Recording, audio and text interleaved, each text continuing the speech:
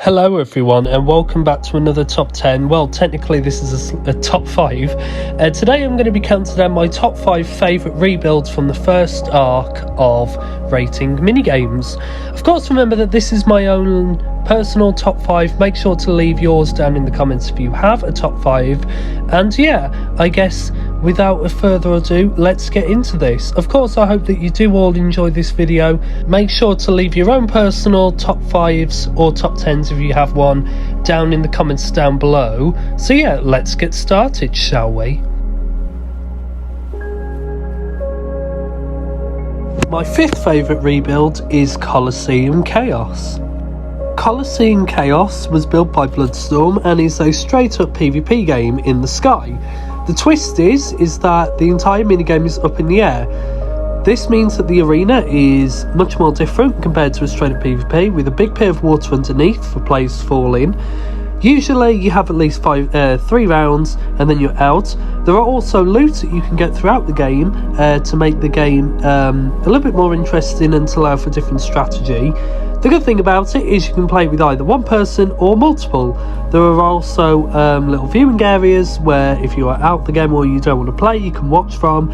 And it's ultimately a really fun game and definitely deserves this spot. At number 4 is Bed Wars. Bed Wars was built by HBA and is pretty much what it says by the title. It is a Bed Wars minigame. Inside of here you have armour which you can wear to allow you to get protected. You also have different weapons, different food, different armours, as well as blocks to customise to what you want to use to defend your bed. You've also got different buttons which do different things, as well as loot inside of chests as well. Bed Wars is a really fun minigame and can allow for lots of different gameplay differences. The only reason why it is not higher up on the list is because it needs to be reset manually after every game. At number 3 is Pyramid Plunder.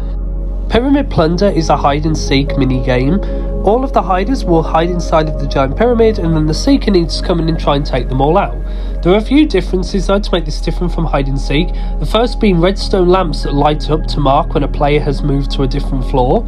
There are also things like skull sensors, honey, soul sand, and even different passageways around the place to make this a really different gameplay. There is even a top area which is much bigger than all the other floors, which allows for players to hide in very tall areas in order to tease the seeker with. Pyramid Plunder is a really good fun game. The only thing I'd say about it, which is a slight problem, is the fact that because the arena is so big, it can be sometimes a little bit too hard to find where the actual hiders are. At number 2 is Beekeepers. Now, some people might say that it's a bit unfair that I've put my own rebuilds on this top 10 list, but Beekeepers was just too good to not include on this list. This minigame is a very simple collecting the bees and bringing them back to your room in order to score points type of game. The difference is that you can run around and try and unhook the bees from each other's fences in their rooms to try and remove the points. You can also try and steal the bees to try and bring them back to your own room to basically try and steal the points from each other. Beekeepers is a really good game to be able to play with loads of different people, and is hilarious when you end up getting trapped in the room by accidentally locking yourself in. The game works really well with 4 people and is really good fun to play. It's so good, in fact, I rebuilt it in my own world because I was so happy with how the original game turned out.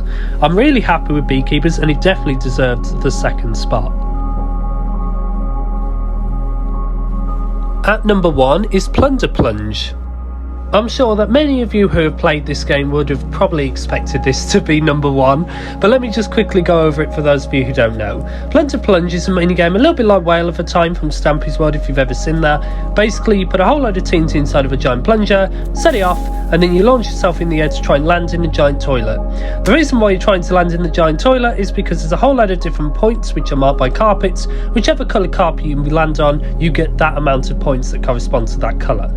Plunder Plunge is a really good minigame as it allows for a whole load of different strategies and definitely has the best replay value of any minigame that has been rebuilt so far. You can see there's a whole load of different points on offer, and it can really be good for strategies where you could try and get either higher points or lower points depending on how well you've done in the game already. Plunder Plunge also stands out as having the giant toilet and plunger, which does occasionally blow up. Those were my top 5 favourite minigames on the first arc of rating games. Of course, remember that this is my own personal top 5, everyone has their favourites, and of course I couldn't include every minigame that we've rebuilt on the list, so here is a quick pan around of all of the rebuilds that we have done so far.